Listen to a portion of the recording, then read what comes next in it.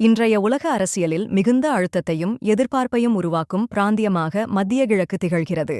இயற்கை வளங்கள், மத அரசியல், ஜியோபாலிட்டிக்கல் ஆதிக்கம் என பல காரணங்களால் இப்பகுதி எப்போதும் பதற்றத்தில் இருக்கிறது. இதன் மையத்தில் இருக்கும் இரு முக்கிய சக்திகள்தான் இஸ்ரேலும் ஈரானும். இவை இரண்டும் நேரடி எல்லை பகிராத அரசுகள் என்றாலும் பல பிராந்திய வல்லுநர்கள் இதனை ஒரு தீவிர எதிரிகள் உறவாகவே விவரிக்கிறார்கள். பல்வேறு இஸ்லாமிய இயக்கங்களுக்கு ஈரானின் ஆதரவு, ஹமாஸ் மற்றும் ஹிஸ்புல்லா போன்ற அமைப்புகளுடன் அதன் தொடர்புகள், இஸ்ரேலின் உளவு நடவடிக்கைகள் மற்றும் ஈரானின் அணுசக்தி திட்டங்களை தடுத்து நிறுத்தும் முயற்சிகள் ஆகியவை இந்த முரண்பாட்டை ஒருபோதும் சீராக விட்டுவைக்காமல் வைத்திருக்கின்றன. இஸ்ரேல் ஈரான் மோதல் என்பது தமக்குச் சாதகமான பிராந்திய இயக்கங்களை ஆதரித்து தாக்குதல்களை ஊக்குவிக்கும் நுட்பமிகு போர். இந்த காணொளியில் இந்த மோதலின் ஆரம்பம் முதல் இன்றைய சூழ்நிலை வரை பார்ப்போம். இஸ்ரேல் ஈரான் உறவுகளின் விரிசலுக்கு முக்கிய காரணமாக 1979 இஸ்லாமிய புரட்சி காணப்படுகிறது. 1979ஆம் ஆண்டு ஈரானில் நடைபெற்ற இஸ்லாமிய புரட்சி இஸ்ரேல் ஈரான் உறவுகளில் பெரும் திருப்புமுனையாக அமைந்தது. அந்த நேரத்தில் ஷா முகம்மது ரேசா பஹ்லவி தலைமையில் இருந்த அரசு இஸ்ரேல் உட்பட மேற்கத்திய நாடுகளுடன் நல்லுறவுகளை வைத்து வந்தது. ஆனால் அந்த அரசு மக்கள் எதிர்ப்புடன் வீழ்த்தப்பட்டது. இதன் பின் அயத்துல்லா ருஹொல்லா ஹோமேனியின் தலைமையில் இஸ்லாமிய குடியரசு உருவாக்கப்பட்டது. புதிய அரசாங்கம் மேற்கத்திய தாக்கங்களை கண்டித்தது. குறிப்பாக இஸ்ரேலை ஒரு சட்டவிரோத மாநிலமாகவும் பாலஸ்தீன மக்களின் அகதியாக்கத்திற்கு காரணமானவர்களாகவும் குற்றம் சாட்டியது.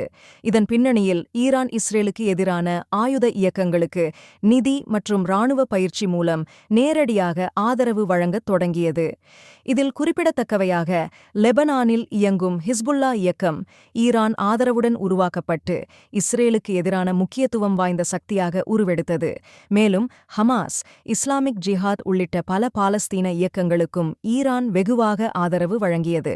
இந்த பரிணாமம் ஈரான் இஸ்ரேல் உறவுகளை பரஸ்பர பகைமை மற்றும் தடைகள் நிறைந்தவையாக மாற்றியது. 1979 புரட்சி என்பதே இஸ்ரேல் மற்றும் ஈரானுக்கிடையேயான மோதல் வரலாற்றின் முதல் கட்டமாக கருதப்படுகிறது. 2000ஆம் ஆண்டுகளுக்குப் பிறகு ஈரானின் அணுசக்தி வளர்ச்சி திட்டங்கள் மத்திய கிழக்கு பாதுகாப்பு நிலையை பெரிய அளவில் அச்சுறுத்தக்கூடியதாக இஸ்ரேல் கருதத் தொடங்கியது. ஈரான் அணு ஆயுத நாடாக உருவாகும் அபாயம் இஸ்ரேலின் தேசிய பாதுகாப்புக்கே நேரடி அச்சுறுத்தல் என இஸ்ரேலின் உளவுத்துறையான மொசாட் தெரிவித்தது. இதனையடுத்து மொசாட் ஈரானில் சைபர் தாக்குதல், உளவு சேகரிப்பு மற்றும் குறிவைக்கப்பட்ட படுகொலை நடவடிக்கைகள் போன்ற மிகவும் இரகசியமான உளவுத்துறை நடவடிக்கைகளில் ஈடுபடத் தொடங்கியது.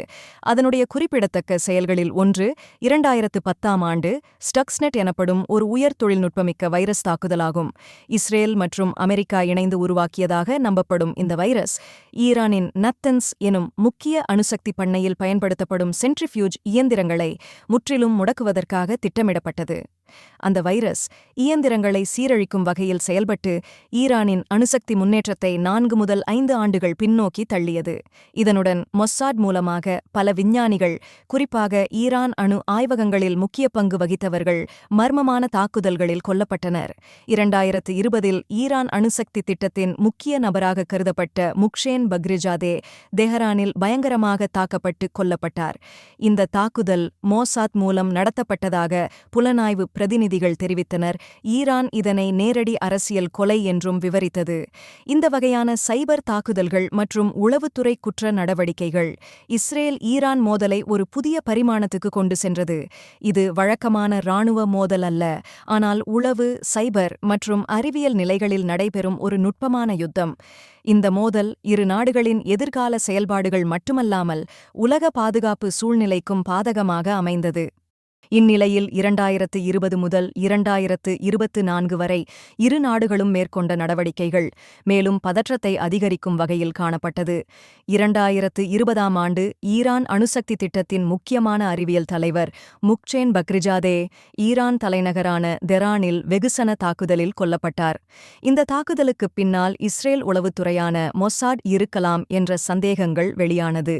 இந்த சம்பவம் இரு நாடுகளுக்கிடையே பதற்றத்தை அதிகரிக்கச் செய்தது. தொடர்ந்தது. 2021 மற்றும் 2022ஆம் ஆண்டுகளில் ஈரானில் உள்ள பல இராணுவ ஆயுத களஞ்சியங்கள் மற்றும் உற்பத்தி நிலையங்கள் அதிநவீன ட்ரோன் ஸ்ட்ரைக்களால் தாக்கப்பட்டன. அந்த தாக்குதல்களில் பலவற்றில் இஸ்ரேலின் தலைமையிலான நடவடிக்கைகள் குறித்த அறிக்கைகள் வெளிவந்தன. குறிப்பாக ஈரான் உள்நாட்டு உற்பத்தி தொழிற்சாலைகள், இராணுவ ஆயுத களஞ்சியங்கள் மற்றும் நீண்டகால திட்டமிடல்களுடன் தொடர்புடைய தளங்கள் தாக்குதலுக்கு உட்பட்டிருந்தது என அறிக்கையில் தெரிவிக்கப்பட்டது. இதன் பின்னர் 2023 முதல் 24 வரை இந்த மோதல் மேலும் தீவிரமடைந்தது. ஹமாஸ் இயக்கம் ஈரானின் ஆதரவுடன் இஸ்ரேலின் மேல் பல ரொக்கெட் தாக்குதல்களை நடத்தியது. இந்த தாக்குதல்களுக்கு பதிலடியாக இஸ்ரேல் தனது விமானப்படையை பயன்படுத்தி காசா பகுதியில் உள்ள ஹமாஸ் தலைமையகங்கள் மற்றும் ஆயுத வசதிகளை நாசமாக்கியது. இந்த தாக்குதல்கள் இரு நாடுகளுக்கிடையிலான எதிர்மறை சூழலை மேலும் தீவிரமாக்கின. நேரடி யுத்தம் நடக்காத போதிலும் இடைமறை தாக்குதல்கள், உளவு நடவடிக்கைகள் மற்றும் தளவாட ஆதரவு போன்றவைகளின் மூலம் இரு நாடுகளும் ஒரு ப்ராக்ஸி வார் நிலையை ஏற்படுத்தியுள்ளன. 2020 முதல் 2024 வரையான இக்காலகட்டத்தில் சைபர் தாக்குதல்கள், உளவுத்துறை கண்காணிப்புகள் மற்றும் அரசியல் எதிர்மறையான அறிக்கைகள் தற்போது நடைபெற்றுக் கொண்டிருக்கும் போர்க்கு தேவையான எல்லா பதற்றச் சூழ்நிலைகளையும் உருவாக்கியது. இஸ்ரேலுக்கும் ஈரானுக்கும் இடையிலான மோதலில் அமெரிக்கா முக்கியமான பங்காற்றுகிறது. இதற்கு காரணமாக அமெரிக்காவின் எதிரி நாடாக கருதப்படும் ரஷ்யாவும் சீனாவும் ஏற்கனவே அணு ஆயுதங்களை கொண்டிருப்பதால் மேலும் ஒரு நாடு தனக்கு எதிராக அணு ஆயுதங்களை கொண்டிருப்பதை அமெரிக்கா விரும்பவில்லை.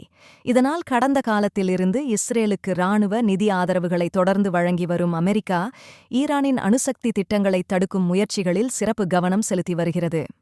2018ஆம் ஆண்டு டொனால்ட் ட்ரம்ப் தலைமையிலான அமெரிக்க அரசு ஈரான் அணுசக்தி ஒப்பந்தத்திலிருந்து விலகியது. இதனால் ஈரான் தனது யுரேனியம் செறிவூட்டல் நடவடிக்கைகளை மீண்டும் தொடங்கியது. இதனைத் தொடர்ந்து உருவான உலகளாவிய பதற்றம் மத்திய கிழக்கில் நிலவும் சக்தி சமநிலையை பெரிதும் பாதித்தது.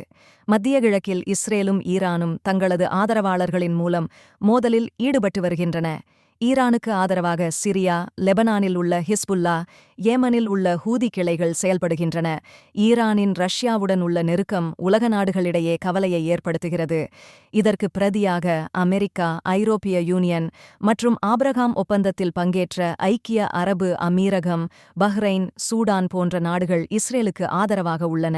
2024 மற்றும் 2025இல் நடந்த தாக்குதல்கள், சைபர் போர்கள், பயங்கரவாத இயக்கங்கள் மற்றும் அணுசக்தி வளர்ச்சி நடவடிக்கைகள் ஆகியவை இஸ்ரேல் ஈரான் உறவை தீவிர பதற்ற நிலைக்கு அழைத்துள்ளன.